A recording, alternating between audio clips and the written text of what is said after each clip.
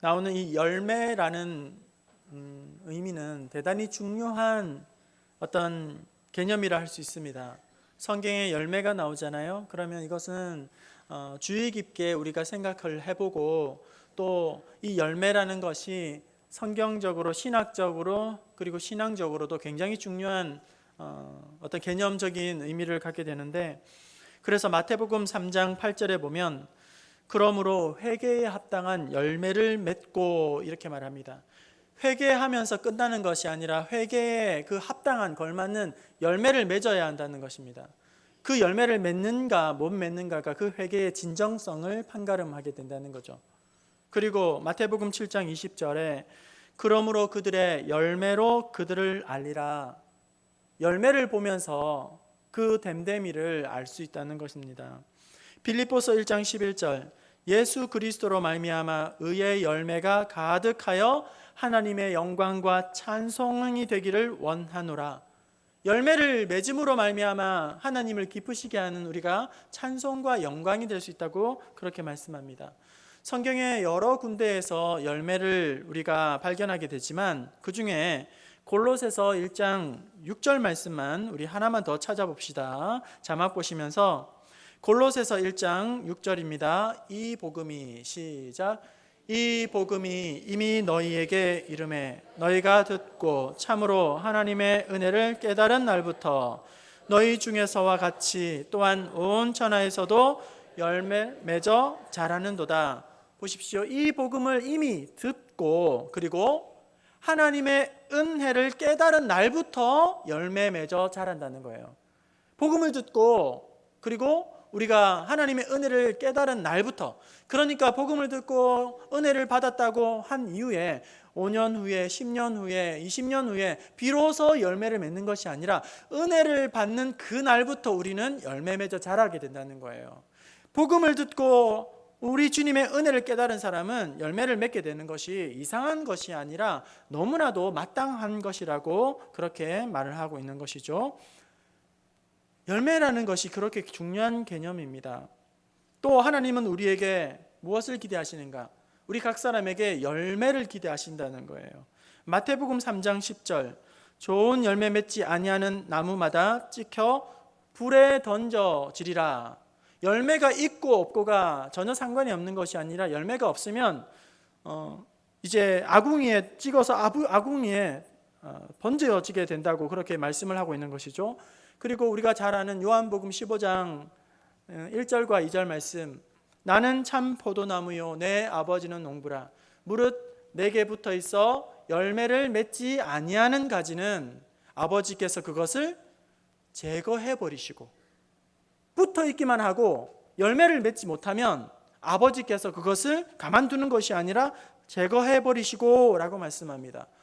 이 요한복음 15장 포도나무의 비유의 결론은 무엇인가? 이 포도나무 비유의 결론은 이렇습니다. 우리 결론, 최종적인 결론을 말씀을 봅시다. 요한복음 15장 8절 최종적인 결론입니다. 시작.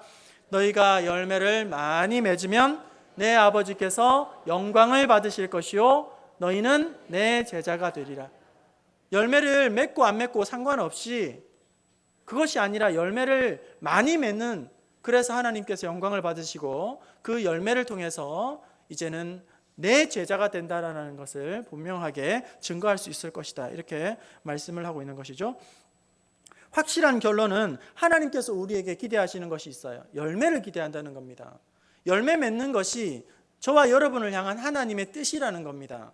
열매 맺는 것을 하나님이 기뻐하신다는 거예요. 그렇기 때문에 우리는 열매 맺는 사람이 되어야 합니다. 여러분 옆 사람에게 이렇게 한번 이야기해 줄까요? 열매 맺는 사람이 됩시다. 우리 한번 더 열매를 많이 맺으시기 바랍니다. 하나님께서 저와 여러분에게 기대하는 것이 있어요. 열매 맺기를 원하신다는 것입니다. 오늘 본문 말씀에 우리가 너무나도 잘 아는 4가지 땅에 떨어진 씨앗의 비유입니다. 성도 여러분, 예수님께서 뭔가 교훈하실 때에 비유를 많이 사용하셨어요. 즐겨 사용하셨습니다. 이 비유라는 것이 말 그대로 어떠한 가르침이나 교훈을 전달하기 위해서 일상적으로 아주 친숙하게 우리 곁에 있는 예들을 들어가지고 구체적인 것에 빗대어서 어떤 것을 잘 전달하려고 하는 그런 좋은 도구가 바로 이 비유라는 것인데요. 오늘 본문 말씀의 이 비유는 그러니까 4가지 밭에 떨어진 씨앗의 비유, 이것도 다른 비유들과 마찬가지로 아주 친숙하고 일상적인 예를 들어서 그렇게 우리 예수님께서 교훈을 하나 해주시는 것이죠. 당시의 유대인들의 파종법은 우리와는 좀 달랐다고 합니다. 우리는 농부가 씨를 뿌릴 때에 먼저 밭을 기경을 하고 또 밭을 잘 갈고 그 다음에 이렇게 씨를 뿌리든지 심든지 하지만 그 당시의 유대인들의 파종법은 먼저 씨를 흩뿌리고 그 다음에 이렇게 땅을 가는 그런 파종법을 하였기 때문에 씨를 이렇게 대충 뿌리다 보면 그 씨가 길가에도 떨어지기도 하고 돌밭에도 떨어지기도 하고 가시 엉겅퀴에도 떨어지기도 하고 좋은 밭에 떨어지기도 하고 이런 일들이 일어나게 되는 것이죠. 이런 파종법을 여러분들이 염두하면서 이 말씀을 보게 되면 좀 더 이해가 될 거라고 여겨집니다. 오늘 본문 말씀 1절과 2절은 그러니까 이 비유의 서론이에요. 어디에서 우리 예수님이 이것을 말씀하셨는지, 그리고 2절부터 9절까지는 이제 씨 뿌리는 자의 비유입니다. 그리고 이어지는 10절부터 12절은 우리 예수님께서 이 비유를 왜 말씀하셨는지를 그 의도와 목적을 말씀해 주시고, 그리고 13절부터 20절까지는 이 비유에 대한 주석이라 할 수 있는 우리 예수님이 친절하게도 그 내용에 대한 이해를 돕기 위한 해석을 설명을 해 놓으시는 것이죠. 예수님께서 지금 무리들 앞에서 이 비유를 통해서 천국의 비밀을 말씀해 주시는데, 이 천국의 비밀을 통해서 무엇을 깨닫기를 원하는지, 오늘 예수님께서 들려주신 이 씨 뿌리는 자의 비유를 통해서 오늘 이 말씀을 거울 삼아 저와 여러분이 어떤 지금 상태에 놓여 있는지, 어떤 신앙의 상태에 놓여 있는지, 우리의 모습은 어떤 것인지를 거울 삼아서 한번 점검해보고 평가를 해보는 그런 시간이 될 수 있기를 바랍니다. 먼저 결실하지 못하는 밭이 나오고 있습니다. 어떤 밭이 결실하지 못하는 밭인가? 그리고 왜 결실하지 못하고 열매 맺지를 못하는 것인가? 우리 4절부터 7절까지의 말씀, 결실하지 못하는 밭 어떤 밭이고 왜 결실하지 못하는 이유가 무엇인지를 4절부터 7절까지 함께 읽어봅시다. 시작. 뿌릴새 더러는 길가에 떨어짐에 먹어버렸고, 더러는 흙이 얕은 돌밭에 떨어짐에 흙이 깊지 아니하므로 곧 싹이 나오나 해가 돋은 후에 타서 뿌리가 없으므로 말랐고, 더러는 가시떨기에 떨어짐에 가시가 자라 기운을 막음으로 결실하지 못하였고.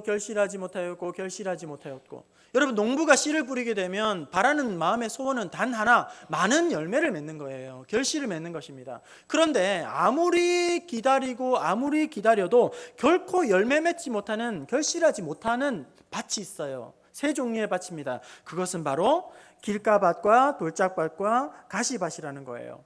왜 결실을 거두지 못할까? 길가밭을 보니까 여러분, 길가밭이라고, 길가는 생각해 보세요.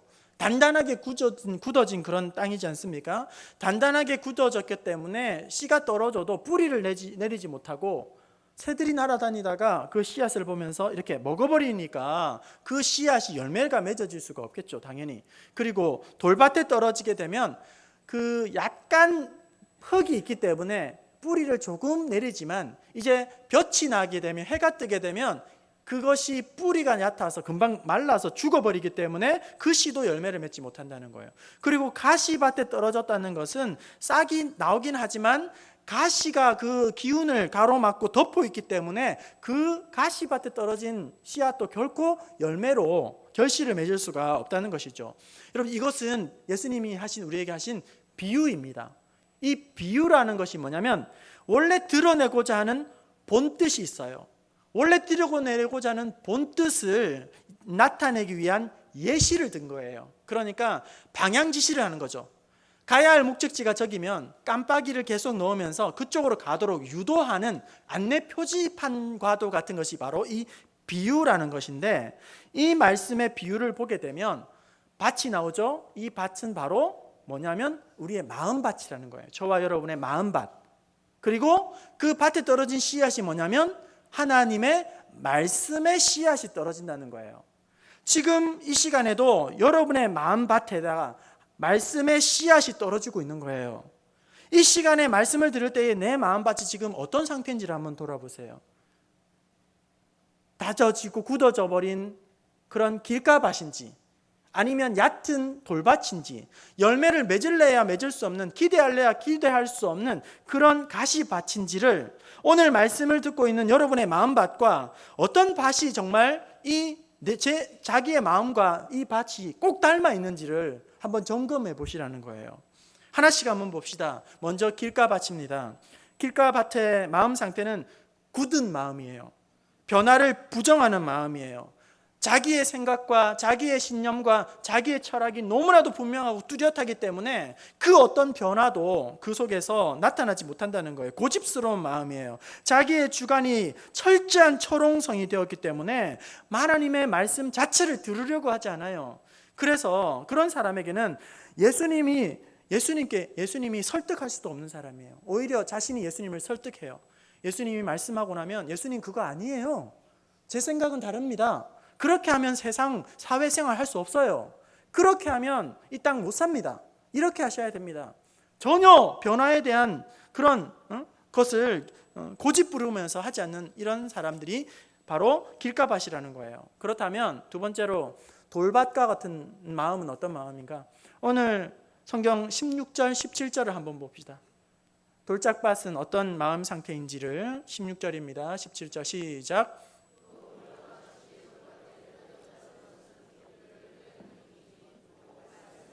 때에 즉시 기쁨으로 받으나 그 속에 뿌리가 없어 잠깐 견디다가 말씀으로 인하여 환난이나 박해가 일어나는 때에는 곧 넘어지는 자요. 여러분 보십시오.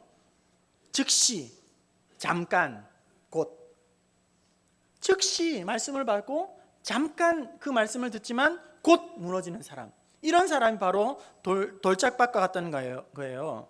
즉시 말씀을 듣기는 듣지만 반짝 자라기는 자라지만 그것이 깊이가 없기 때문에 겉돌다가 형식적으로 그치는 사람이라는 거예요. 잠시 듣는 것 같아요. 한 귀로 듣고 한 귀로 흘리는 것 같아요. 잠시 잘하는 것 같아요. 잠시 열심을 내는 것 같습니다. 또 반짝 잘하는 것 같아요. 하지만 조금만 시간이 지나면 미천이 떨어져요. 중간에 흐지부지해요. 그리고 끝까지 완주하지를 못해요. 뒷심이 딸립니다. 처음에는 잘하는 것처럼 보이지만 용두사미로 끝나버립니다.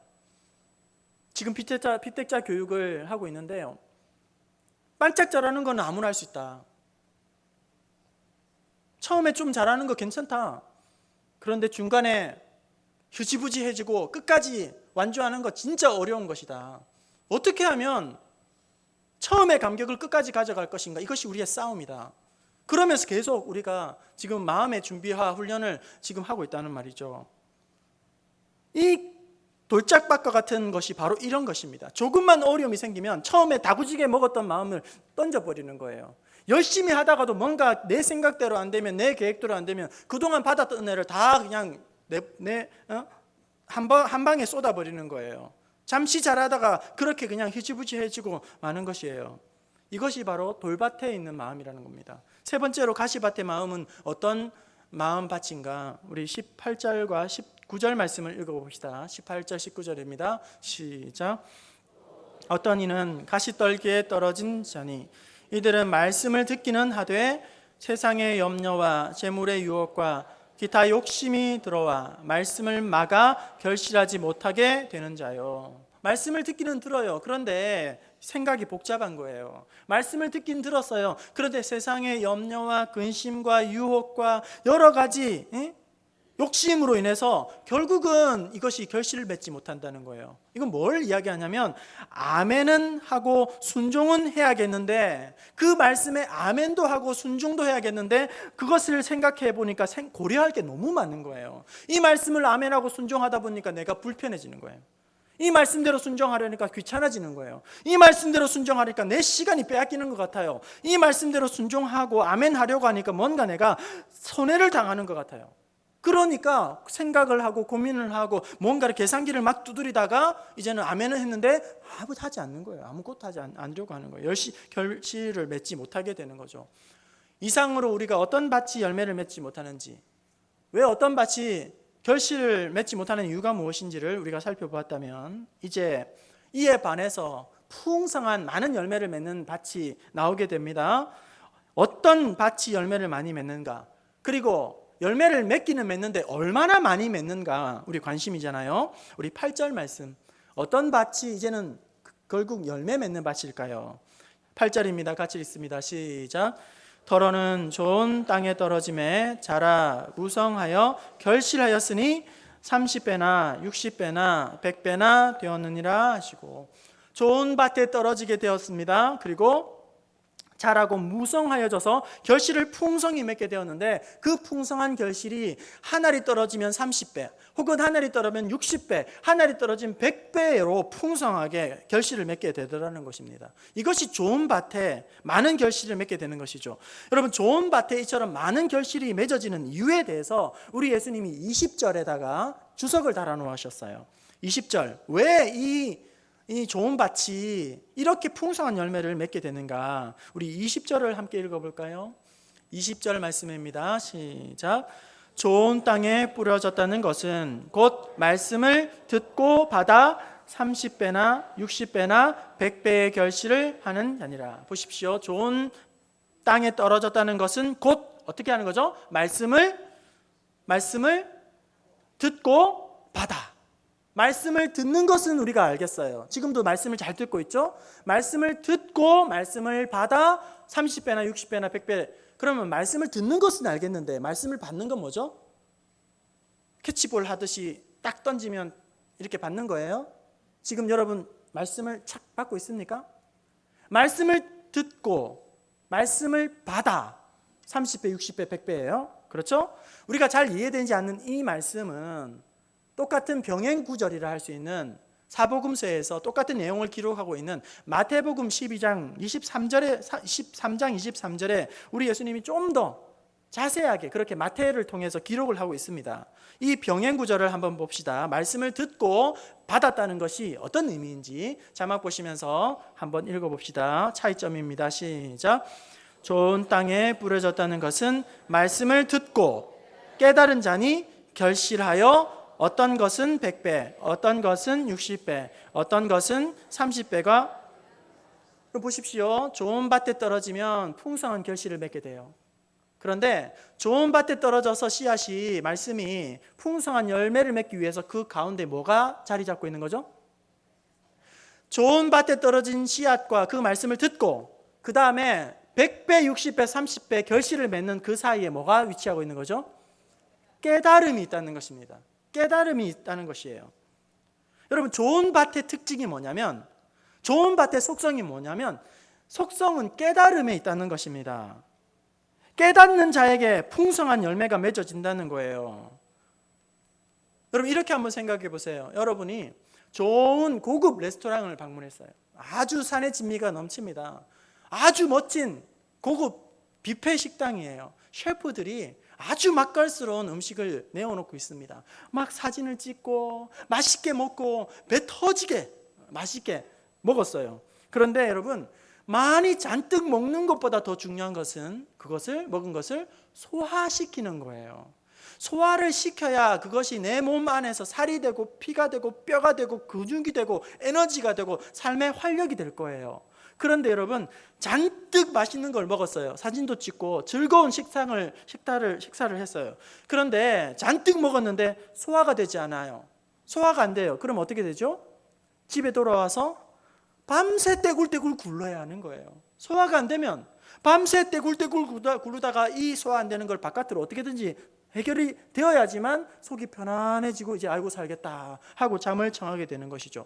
잔뜩 먹기만 하고 그것을 소화를 하지 못하고 설사를 해버리게 되면 어떤 좋은 음식도 맛있는 음식도 아무런 의미가 없는 것처럼 내 몸에 살도 피도 뼈도 근육도 되지 못하는 것과 마찬가지로 오늘 여러분, 우리 이 시대는 말씀의 홍수의 시대를 살아가고 있다는 겁니다. 입맛대로 좋은 설교들을 마음대로 골라 들을 수 있는 시대가 오늘 이 시대입니다.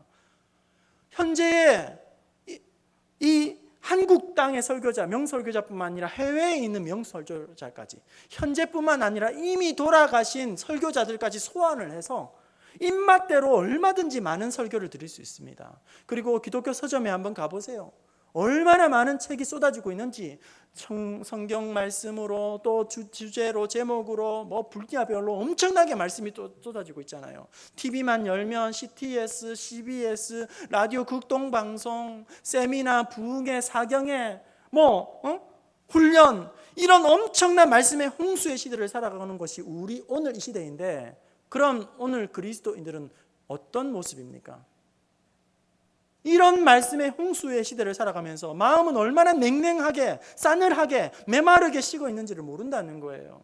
얼마나 그 신앙의 깊이가 얕은지 모른다는 거예요. 우리 믿음의 선배들이 살아온 그 신앙의 세대를 보면서 비교할 때에 오늘 우리는 어떤 변화도, 어떤 은혜도, 어떤 능력도, 어떤 헌신도, 순종도 너무나도 그 순도와 열도가 약하다는 것입니다. 말씀의 홍수의 시대를 살아가면서 왜 이렇게 우리는 얄팍한 신앙생활을 하고 있는가? 말씀을 접하지만 그 말씀이 소화가 되지 않는 거예요. 소화 불량이 일어나는 겁니다. 그것이 깨닫지 못하는 거예요. 잔뜩 말씀을 듣고 말씀을 먹었지만 그것이 소화되지 않으니까 그 말씀이 어떻게 되냐면 가식이 되는 거예요. 알기는 알지만 살지 못하니까 그것이 위선이 되는 거예요. 잔뜩 말씀을 먹었지만 그것이 소화되지 못하니까 그것을 다른 사람들을 난도질하는 재판관이 되어서 정죄하는 일로 그것이 쓰이게 된다는 겁니다. 어떨 때요, 말씀을 잔뜩 먹고는 그것이 내 것이 되지 않으니까, 소화시키지를 못하니까, 깨닫는 은혜가 없기 때문이죠.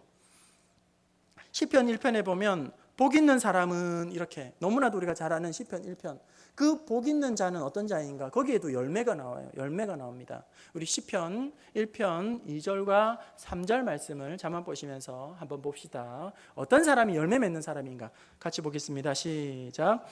오직 여호와의 율법을 즐거워하여 그 율법을 주야로 묵상하는 자로, 그는 시냇가에 심은 나무가 철을 따라 열매를 맺으며 그 잎사귀가 마르지 아니함 같으니 그가 하는 모든 일이 다, 보십시오, 복 있는 자가 되어서 시냇가에 심은 나무처럼 잎사귀가 푸르고 그 다음에 열매를 많이 맺어서 모든 일이 형통하게 되는 이런 삶의 비결이 어디에서 오는가? 주야로 묵상하는 사람에게, 말씀을 건성으로 깊이가 없이 그렇게 듣고 사는 것이 아니라 말씀을 충분히 묵상을 하다 보면 그 말씀을 통해서 깊은 깨달음을 얻게 되고 그 말씀이 내 안에서 잘 소화가 되어 체질화가 되고 체화가 되고 내 것이 되면서 그 말씀의 능력이 내 삶 속에 능력으로 나타나게 되고 삶이 영원히 윤택하여지고, 그런 사람은 문제가 있고 없고 상황이 이렇고 저렇고를 떠나서 그 환경과 상황을 뛰어넘는, 초월하는 형통의 은혜를 누리게 되더라는 것입니다. 말씀을 주야로 붙들고 묵상하는, 깨닫는, 충분히 자기 것으로 체화시킨, 소화를 시킨 사람은 말씀의 삶을 통해서 이런 은혜를 누리게 된다는 겁니다. 오늘 그리스도인들이 말씀의 홍수 시대를 살아가고 있지만 어떤 변화도, 감동도, 울림도, 은혜도, 능력도 없는 이유는 말씀을 듣기는 듣지만 그것이 깨달음이 얕기 때문에, 말씀을 잔뜩 먹지만 그것이 소화를 시키지 못하기 때문에 우리는 이렇게 위선적인, 가식적인 종교인으로 살아가고 있을지도 모른다는 사실입니다. 이상의 4가지 밭을 우리가 살펴보았는데요, 결실하지 못하는 밭 그리고 결실하는 밭에 대한 내용을 보았습니다. 여러분 보십시오. 결실하지 못하는 밭이 있어요. 그리고 풍성한 결실을 맺는 밭이 있습니다. 그런데 잘 보시면 밭에 뿌려진 씨가 다른 게 아니에요. 뿌려진 씨는 똑같습니다. 좋은 열매를 맺는 씨가 따로 있고 나쁜 열매를 맺는 씨가 따로 있는 것이 아니에요. 똑같은 씨가 밭에 뿌려지게 됩니다. 그런데 열매의 차이가 어디에서 나는 거죠? 결정적인 차이가 어디에서 나는 거죠? 밭에 달려있다는 거예요. 밭에 달려있다는 것입니다. 여러분, 이 시간 우리에게 한번 적용을 해보게 된다면, 똑같은 공간에서, 장소에서 똑같은 설교자에게 똑같은 설교의 메시지를 듣게 됩니다. 그런데 어떤 사람은 설교의 말씀을 통해서 마음에 깊은 찔림을 받고 눈물을 훔치면서 예배가 마쳐져도 그 자리를 떠나지 못하고 기도하며 하나님 앞에 회개합니다. 또한 어떤 사람은 똑같은 공간에서 똑같은 설교자에게 똑같은 메시지를 듣고도 마음이 냉랭하게 그저 예배당 문턱만 왔다가 넘어가게 되는 그런 졸졸음만 쫓다가 그렇게 가게 된다는 거예요. 이게 어디서 차이가 있는 것일까요? 결국은 요즘 설교자에 대한 비난이 많습니다. 그것도 설교라고 하느냐? 지루해서 못 듣겠다. 설교의 수준이 그것밖에 안 되냐? 설교자의 자질이 문제다. 흔히 은혜 받지 못하는 예배, 은혜 받지 못하는 이 설교에 대해서 모든 책임을 설교자에게 그리고 또 목회자에게 돌리기를 우리는 흔히 그렇게 하고 있는 것이죠. 그런데 이런 지적과 이런 어떤 시각 그리고 모든 책임을 설교자에게만 돌릴 것이 아니라 오늘 설교를 듣고 있는 저와 여러분의 지금 상황을 한번 마음의 밭을 한번 생각해 보시란 말이에요. 왜냐하면 오늘 말씀 가운데 네 가지 밭의 비유에 결실을 맺지 못하게 되는 이유는 뿌려진 씨앗의 그 원인이 있는 것이 아니라 씨앗을 받는 밭에 문제가 있다는 거예요. 다시 말하면 말씀이 선포되어질 때에 그 은혜를 받지 못하는 이유는 물론 설교자에게도 원인이 있겠지만 말씀을 듣는 자신에게 있는지 자신을 돌아보아야 한다는 겁니다. 여러분, 대개 보통의 설교자는 한 편의 설교를 위해서 상당히 많은 시간을 쏟아부어야 합니다. 이 한 편이 그냥 입만 벌리면 나오는 것이 아니라 상당히 많은 시간 동안 준비를 해야 합니다. 그러면 이 한 편의 설교를 듣기 위해서 여러분은 지금 얼마나 준비하고 앉아 계십니까? 어떤 준비를 하셨습니까? 어떤 노력을 하고 계십니까? 말씀의 씨앗이 뿌려졌을 때에 열매를 맺을래야 맺을 수 없는 그런 마음 상태로 이 자리에 앉아 있으면서 왜 말씀에 은혜가 없냐고 그렇게 평가를 하며 점수를 먹이고 있는 모습은 아닌지, 스폰지처럼 하나님께서 나에게 주신 말씀을 쫙쫙 빨아들이면서 그렇게 그 말씀에 어떻게 하면 내가 믿음으로 순종하고 삶에 도전할까 그렇게 기도하며 나와 있는지. 사도행전 17장 11절, 베레아에 있는 사람들은 데살로니가에 있는 사람들보다 더 너그러워서, 이전 성경에는 데살로니가 사람들은 사람보다 베레아 사람은 더 신사적이어서 이렇게 말합니다. 그리고 그 다음에 말씀 잘 들어보세요. 더 신사적이어서 간절한 마음으로 말씀을 받아 그것이 그러한가 하여 날마다 성경을 상고하느니라. 간절한 마음으로 말씀을 받아서 그 말씀이 진실로 그러한가 하여 날마다 상고하니까 은혜를 안 받는 게 기적이에요. 변화를 안 받는 게 기적이라고요. 그런 간절한 심령 가운데에 말씀을 붙잡고 살아가는 이들에게 냉랭할래야 냉랭할 수 없는 것이 말씀의 생명이고 능력이고 운동력이라는 것입니다. 이런 마음으로 말씀을 받은 사람들은 열매를 맺지 말라고 해도 열매를 맺을 수밖에 없는 거예요. 여러분, 마음밭이 중요합니다. 마음밭이 이렇게도 중요합니다. 최근에 극장가에 조커라는 영화가 개봉이 되었어요. 조커라는 영화가 개봉이 되었고 굉장히 지금 1등입니다. 흥행무리를 하고 있습니다. 제가 조커를 직접 본 건 아니고요. 기사나 뉴스를 통해서 이 조커라는 영화를 접하게 되었는데, 영화 평론가들의 말이에요.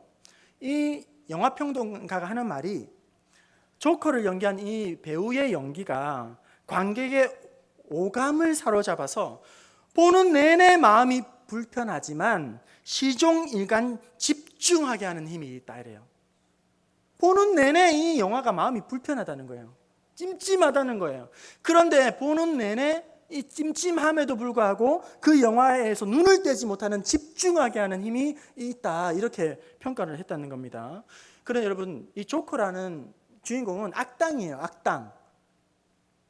악당인데 이 조커가 처음부터 악당은 아니었어요. 처음부터 작정하고 나쁜 악당이 된 거 아닙니다. 처음에는 아주 다른 사람들에게 기쁨을 주는 코미디언이에요. 희극인입니다. 그리고 아주 착하고 순진하고 선량한 사람이에요. 그런데 이제 악당으로 변하기 전에, 그러니까 어떤 고달픈 겪어야만 했던 어떤 고달픈 현실과 그리고 사람들의 냉대와 수모와 그리고 또 현실적인 고통과 분노가 차곡차곡 그의 마음밭에 쌓이면서 그 마음을 통제하지 못하면서 마침내 그가 악당으로 거듭나와서 광기를 나타내는 그런 내용이라는 거예요. 그런 조커의 광기가 일어나면서 그 주위의 사람들의 그것이 전염이 되기 시작하면서 많은 사람들이 조커의 이입이 되면서 이제는 악이 집단화가 되어지고 사회화가 되어진다는 거예요. 여러분, 이런 영화가 왜 오늘날 이 시대에 나와서 이렇게 흥행몰이를 하고 히트를 치고 있는가? 조커의 마음의 동료가 마음의 변화와 이 마음의 광기를 보면서 이것을 지켜보는 많은 사람들이, 관객들이 이럴 거예요. 자기 마음에 있는 들키지는 않았지만 조커에 있는 그런 나쁜 마음과 악한 마음과 광기에 대한 야릇한 동질감을 느낀다는 거예요. 이 말은 뭐냐면 우리 안에는 들키지는 않았지만 이런 아주 폭력성이 내재하고 있고 우리 안에 잔인함이 내재하고 있고 우리 안에 음란함이 내재되어 있는데 이 조커라는 주인공을 보면서 야릇한 어떤 동질감을 느낀다는 거예요. 여러분, 오늘 이 작금의 대한민국을 한번 생각해 보십시오. 서로를 향하여 이를 드러내고 적대감을 품고 분노와 엄청난 폭력성과 거친 막말을 쏟아놓고 그리고 상대방이 죽지 않으면 내가 죽어야 하는 데스게임을 하면서 집단적인 악의 광기를 보이고 있다는 겁니다. 입으로는 선하게 살아야 하고 정의롭게 살아야 되고 바르게 살아야 되고 공정하게 살아야 한다고 그렇게 말하면서 더 악해져가만 가는 마음에 영화에 나오는 이 조커와 무섭게 징그럽게 닮아 있다는 거예요. 입으로는 착하고 바른 사회를 이야기하지만 그 마음은 너무나도 잔인하고 폭력적이고 음란하다는 거예요.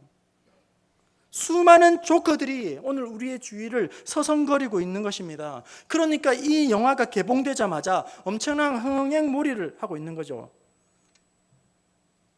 잠언 4장 23절 지혜자가 말하기를 모든 지킬 만한 것보다 더욱 무엇을 지키라고요?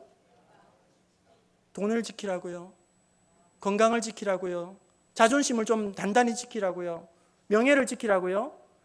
모든 지킬 만한 것보다 더욱 내 마음을 지키라.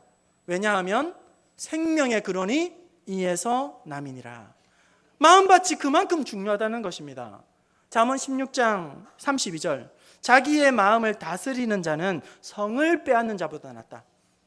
장수가 나아가서 전쟁에 승리하고 돌아오는 개선 장군이 있는데 그 개선 장군보다 더 뛰어난 용사가 누구냐? 자기의 마음을 다스릴 줄 아는 사람, 자기의 마음을 제어할 줄 아는 사람이 전쟁에서 승리하고 돌아오는 장수보다, 개선 장군보다 더 용사라는 것입니다. 그만큼 마음을 지키는 것이 너무나도 중요하다는 것입니다. 오늘 이 시대의 비극이 뭐냐면 선하게 살겠다고 하면서, 바르게 살겠다고 하면서, 이 사회 공정한 사회로 만들겠다고 하면서, 적폐를 청산해야겠다고 말하면서 개혁을 부르짖으면서 자기의 마음을 지키지 못한 거예요. 자기는 제어하지 못한 겁니다. 그것이 이 나라에 큰 비극을 만들어내고 두동강을 내버린 것이죠. 여러분, 오늘 우리는 이 상황을 보면서 누구를 비난하고 누구를 욕하고 누구를 책잡고 누구를 감옥에 보내고 이런 문제가 아니라 오늘 우리의 마음이 어떤 상태에 놓여 있는가를 돌아보아야 한다는 겁니다. 오늘 여러분, 우리의 마음은 성령께서 역사하시는 성령의 활동 무대이기도 하지만 사탄이 우리 가운데에서 활동하는 사탄의 놀이터가 될 수도 있다는 것입니다. 성령 하나님께서 마음껏 역사하실 수 있도록 우리의 마음밭이 정결하게 준비되어지고 깨끗하게 합당하게 그릇으로 마련이 되면 성령 하나님께서 우리를 통해서 놀라운 일을 행하실 것입니다. 하지만 그것이 아니라 세상의 욕심과 세상의 가치와 사상에 물들고 세상에 똑같이 살아가게 되는 그런 마음밭이라면 하나님의 영광을 가리게 되고 오히려 마귀의 놀이터가 되고 장난을 부리게 되는, 성령을 근심하게 되는 우리의 마음이 될 수 있다는 것입니다. 지혜로운 할아버지가 손자를 품에 안고 무릎에 앉혀서 이렇게 이야기를 해주었습니다. 얘야, 사람의 마음에는 늑대 2마리가 살고 있단다. 한 마리는 악한 놈이야. 이 놈은 화를 잘 내고 싸우기도 좋아하지. 그리고 이 늑대는 용서할 줄을 모른단다. 또 다른 늑대는 착한 놈이란다. 이 착한 늑대는 매우 친절하고 사랑스럽지. 이 두 마리의 늑대가 너의 안에도 있단다. 깜짝 놀란 이 손자가 할아버지에게 놀라서 이렇게 다시 물었어요. 할아버지, 그럼 제 안에 있는 이 늑대 두 마리가 서로 싸우면 악한 늑대가 이기는 거예요? 착한 늑대가 서로 싸우면 이기는 거예요? 어떤 늑대가 이기는 거예요? 여러분 어떻게 생각하세요? 악한 늑대와 착한 늑대 두 마리가 살고 있는데 서로 싸우면 어떤 늑대가 이길까요? 할아버지가 이렇게 이야기를 합니다. 빙긋이 웃으면서, 그야 내가 먹이를 주는 놈이지. 여러분의 마음에 지금 악한 늑대에게 먹이를 주고 있습니까? 착한 늑대에게 계속 먹이를 주고 있습니까? 오늘 우리의 모습을 보면서, 이 땅을 바라보면서 더욱 거칠어지고 더욱 잔인해지고 더욱 폭력성이고 더욱 악다구니를 하는 그런 악한 늑대에게 계속 여러분들이 먹이를 주고 있습니까? 아니면 사랑으로, 그리고 은혜로, 거룩으로, 깨끗한 정결하게 준비한 그릇으로 착한 늑대에게 여러분이 계속 먹이를 주면서 그렇게 하고 있습니까? 생각은 언어를 낳고, 언어는 행동을 낳고, 행동은 습관을 낳고, 습관은 인격을 낳고, 인격은 인생을 낳는다, 이런 말이 있습니다. 여러 가지 이야기를 했어요. 제가 뭐가 뭘 낳고 뭘 단계별로 이렇게 쭉 이야기한 것 같지만, 이걸 하나로 요약하고 압축을 하면 이런 거예요. 그 사람이 어떤 마음을 품느냐, 어떤 마음을 품고 있느냐가 그 사람의 삶과 인생 전체를 규정하고 그 삶의 모든 것을 결정하게 된다는 겁니다. 어떤 마음밭이냐, 어떤 마음으로 살아가느냐. 그래서 빌립보서 2장 5절에 너희 안에 이 마음을 품으라, 곧 그리스도의 마음이니. 우리 주님의 마음으로 이 땅을 바라보고 이 상황을 바라보지 않으면 천불이 나서 못 산다는 거예요. 악다구니가 해도 소용이 없고 머리가 아프고 힘들어, 생활의 질이 떨어질 수밖에 없어요. 오직 예수님밖에 없습니다. 우리 주님밖에 없습니다. 우리 주님의 마음을, 여러분 마음을 품고 그 주님의 심장 가지고 이 나라와 이 민족, 오늘 우리에게 주어진 상황을 여러분 직시할 수 있기를 바랍니다. 여러분 마음에 마귀가 뿌려놓은 혹시 가라지가 있습니까? 마귀가 덧뿌려 놓은 잡초가 무성한 그런 나쁜 마음밭이 되어버렸습니까? 우리 주님의 마음, 우리의 주님이 좋아하는 기뻐하시는 마음, 열매를 풍성하게 맺는 하나님의 마음, 그 마음을 가질 수 있기를 바랍니다. 열매를 맺을래야 맺을 수 없는, 아무리 기다려도 열매를 받을 수 없는 그런 나쁜 토양이 아니라, 마음밭이 아니라 뿌려놓으면 풍성한 은혜로 100배, 60배 열매를 맺어서 하나님 앞에 영광을 올려드리고 우리의 삶에 크고 작은 변화와 응답으로 기뻐하는 저와 여러분 될 수 있기를 주님의 이름으로 축원합니다.